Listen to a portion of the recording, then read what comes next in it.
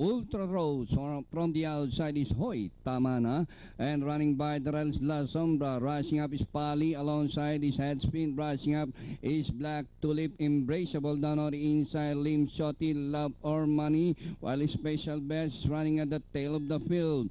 Ultra Rose by a length and a half, followed by Black Tulip.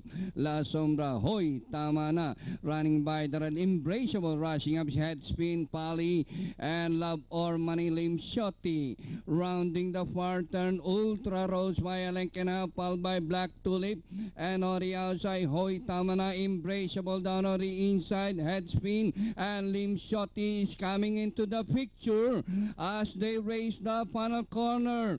Ultra Rose, Black Tulip, Hoy Tamana, Embraceable down on the inside, and head spin on the farther outside, but still Ultra Rose by the rally is Embraceable. Black Tulip, Hoy Tamana, a head spin, and nearing the finish line, that's still Ultra Rose, and finally Ultra Rose. Second close, Hoy Tamana, Black Tulip, Lim Shoti comes fourth. 4,271,548 ang handle ng ating winner take all.